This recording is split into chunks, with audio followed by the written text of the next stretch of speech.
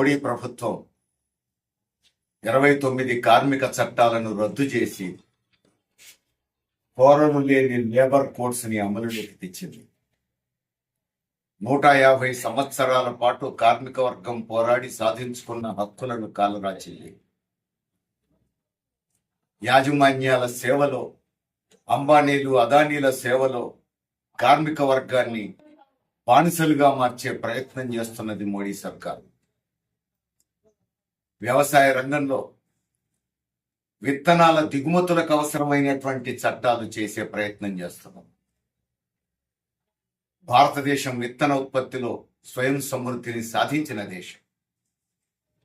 ఇక్కడ విత్తనోత్పత్తిని రక్షించుకోవాల్సిన బాధ్యత మన ప్రభుత్వం మీద ఉన్నది. అందుకు భిన్నంగా విదేశాల నుంచి విత్తనాల దిగుమతికి ఉపయోగపడే విధంగా చట్టాలు చేసే ప్రయత్నంలో ఇప్పుడు మోడీ ప్రభుత్వం ఉన్నది.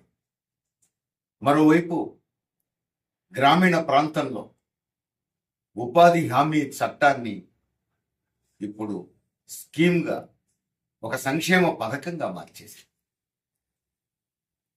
నిన్నటిదాకా ఉపాధి హామీ ఒక హక్కు, ప్రభుత్వాన్ని నిలదీసి అడిగేందుకు ఒక సాధన. ఇప్పుడు మోడీ ప్రభుత్వం దాన్ని ఒక దయతలిచి ఇచ్చేటువంటి సంక్షేమ పథకంగా మార్చింది.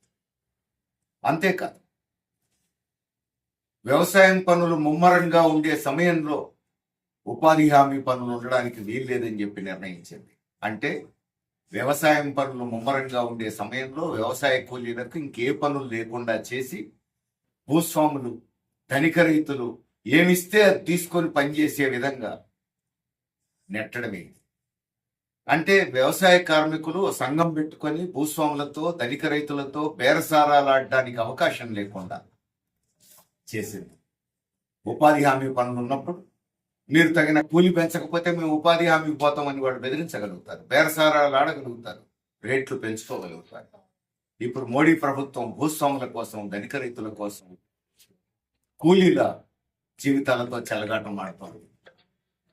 అంతేకాదు, మరొక వైపు విద్యుత్తు సవరణ బిల్లును పార్లమెంట్లో పెట్టింది. ఈ విద్యుత్తు సవరణ బిల్లు రేపు చట్టంగా మారితే సాధారణంగా కుటుంబాల్లో వినియోగించేటువంటి కరెంటు బిల్లు 2 రెట్లు, 3 రెట్లు, 4 రెట్లు పెరిగేటువంటి అవకాశం ఉంది. రైతులకు ఉచిత విద్యుత్తు ఆగిపోయే అవకాశం ఉంది. దీని సారాంశం ఏమిటి? క్రాస్ సబ్సిడీ రద్దవుతుంది. అంటే ఇప్పటి వరకు విద్యుత్ ఉత్పత్తికి అయ్యేటువంటి ఖర్చులో ఎక్కువ భాగం వ్యాపార వాణిజ్యవేత్తల మీద, పారిశ్రామికవేత్తల మీద వేసి, ఇళ్లలో వాడుకునేటువంటి కరెంటుకు తక్కువ బిల్లు వేసి, రైతులు లాంటి వాళ్లకు, ఇతర బడుగు బలహీన వర్గాలకు పూర్తి ఫ్రీగా ఇవ్వాలనేది అనుసరించిన విధానం.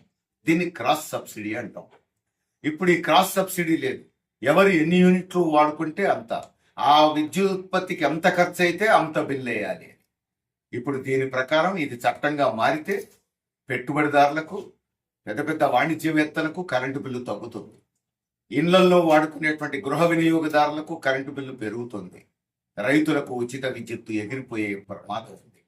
ఇది ఇప్పుడు మోడీ ప్రభుత్వం చేస్తున్నటువంటి పాపం. అణు విద్యుత్ ఇప్పటిదాకా ప్రభుత్వం చేతుల్లో ఉంది. కానీ మొదటిసారి అణు విద్యుత్ ఉత్పత్తిని ప్రైవేటు పెట్టుబడిదారుల చేతుల్లో, విదేశీ పెట్టుబడిదారుల చేతుల్లో పెట్టాలని ప్రభుత్వం నిర్ణయించింది. ఇది సమాజంలో పెద్ద అశాంతికి మూలంగా మారబోతున్నది. ఇలాంటి అశాంతి సృష్టించేటువంటి అంశాన్ని శాంతి పేరుతో చట్టం చేసింది. ఇది నిజానికి శాంతి చట్టం కాదు, అశాంతిని సృష్టించేటువంటి చట్టం. దీని ప్రకారం కరెంటు బిల్లు నిర్ణయించే అధికారం యాజమాన్యాలదే. వాళ్ళకేమైనా నష్టం వస్తే ప్రభుత్వం నష్టపరిహారం చెల్లించాలట. అంతేకాదు, ఏదైనా ప్రమాదం జరిగితే లక్షలాది మంది ఎఫెక్ట్ అవుతారు, 3-4 తరాల వరకు ఎఫెక్ట్ అవుతారు. అయినా నష్టపరిహారం చెల్లించే బాధ్యత యాజమాన్యానికి లేదట, అది ప్రభుత్వం చూసుకోవాలట. అంతేకాదు, అంతర్జాతీయ గ్రిడ్లు కూడా ఏర్పాటు చేస్తారట అణు విద్యుత్తు కోసం. అంటే ఇక్కడ గ్రిడ్ పెట్టి, ఇక్కడ ఉత్పత్తి చేసి ప్రపంచమంతా సరఫరా చేసుకుంటాడు. ఏదన్నా ప్రమాదం జరిగితే ఇక్కడి ప్రజానికం నష్టపోతారు, ప్రపంచమంతా వ్యాపారం చేసుకునే లాభాలు మాత్రం బహుళజాతి సంస్థలు గడిస్తాయి, అంబానీలు అదానీలు గడిస్తారు. మనకు తెలుసు, నిన్నటిదాకా బంగ్లాదేశ్కు విద్యుత్ సరఫరా చేసింది అదాని. ఇప్పుడు శ్రీలంకలో విద్యుత్ ఉత్పత్తి కేంద్రాలు పెడుతున్నది అదాని.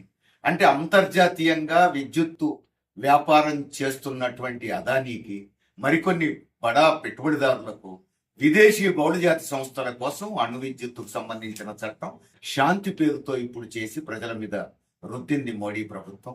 ఇవన్నీ అత్యంత ప్రమాదకరమైనటువంటి పరిణామాలు. ఈ పరిణామాలని కనుక మనం ఇట్లనే అంగీకరిస్తే దేశం తీవ్రమైనటువంటి ఇబ్బందుల్లోకి పోయే ప్రమాదం ఉంది. దేశ ప్రజల ప్రయోజనాల కోసం, ఈ దేశ సంక్షేమం కోసం ఇలాంటి అంశాలను ఐక్యంగా ఎదిరించాల్సిన అవసరం ఉంది. అందుకే కార్మికులు, రైతులు, కూలీలు ఐక్యంగా కదులుతున్నారు. రాష్ట్ర వ్యాప్తంగా పెద్ద ఎత్తున గ్రామ స్థాయి వరకు క్యాంపెయిన్స్ చేస్తున్నారు.